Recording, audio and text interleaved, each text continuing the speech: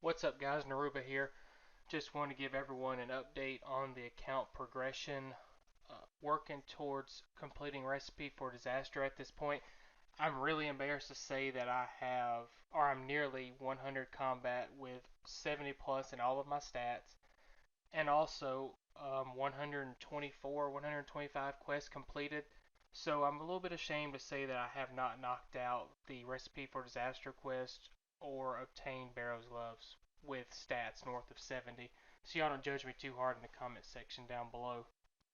For this particular fight, I came in rocking full Darox and using blast spells. Overall, the fight wasn't too difficult. The hardest part of these fights to me is trying to figure out what spell you have to use at the right time. I'm not very good at PVM, and as you can see, once she switches spells here, I kind of start to freak out, I guess, because I'm not damaging her and I'm having issues doing damage, and I didn't have a setup outside of my magic right here. She was attempting to combo me out, but I managed to tank the hits with my full Darox. No big deal, but you can see the inexperience of my PVM here.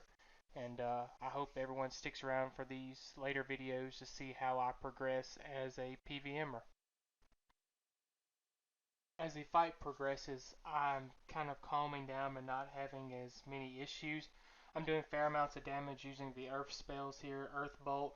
She switches over to a red form, which is going to require a Fire Bolt. No big deal, still doing adequate amounts of damage, and she's not damaging me. However, she does kind of throw a wrench in my plan here when she switches to a green form. And the green form, as you can see on the screen here, requests a range attack to do damage. For some reason, I completely forgot that I was damaging her using Earth Bolt on a black form. So I'm going to sit here and just spam click Earth Bolt over and over and over and try to hurt her and just kind of wonder why I'm not hurting her. Here I am chilling, just doing damage as I see fit. She's swapping to an air spell, so I'm not stressing. I can damage her here, so I'm not really concerned. Just trying to wrap this fight up. I was kind of hoping I would finish it right here, and I was really pressing for it, and I just wasn't getting good hits. She swapped forms again, so throwing some water spells at her. I was really hoping to go ahead and finish this fight before she swapped to another attack style that I didn't have, such as melee or range. And as you can see here, she ends up swapping back over to melee towards the end of the fight, and I have to tank some extra hits. However, she's not damaging me, so I'm not really concerned about it. Then she swaps over to spells I actually have, and I go ahead and knock out the remainder of this fight. Not a big deal, pretty easy. I didn't struggle besides not having all three attack styles, but I'd rather have more food and tank the hits than bring extra weapons to the fight.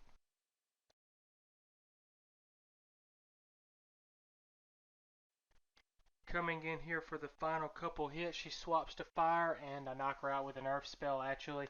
So we finished the last fight prior to the Calmancer. As you can see there, he tries to attack me. So I quickly go back to gear up and move on to the next fight.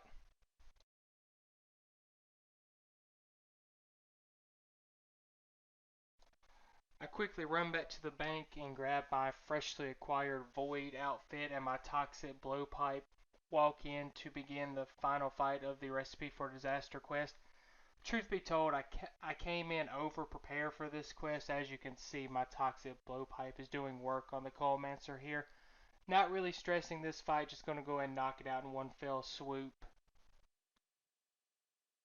As I said previously, the blowpipe here just does absolute work on this final boss, the Coalmancer. Not a big deal, just went ahead and finished this on up. An interesting part of this quest is how his head gets larger here, and then it kind of swaps, and his head gets smaller again as his torso expands, and then he ends up just spewing cakes and sweets across the room as I totally finish killing him. Walk out here and get a nice surprise to end the quest. Ended up getting the rune crafting or a lamp that I didn't think about, and I was close enough to a rune crafting level that was a shock for me. So I ended up eating a monkfish here and picking up my EXP lamp and throwing it on rune crafting, which gives me 65 rune crafting, not expected, and then I also realized that I got 1750 total here. So all in all, this quest was pretty great to finish at the time that I finished it because I knocked out one of my favorite quests as a child, achieved 65 rune crafting, which isn't a milestone by any means, but it also set me up for 1750 total, which is a nice milestone for the account. This is a quick clip of me purchasing the first ever set of barrel gloves for the account, which was a great achievement. I'm happy that you guys were here to see it, and I hope y'all stick around for some of the new and exciting content that's going to be dropping on this channel. See you next time.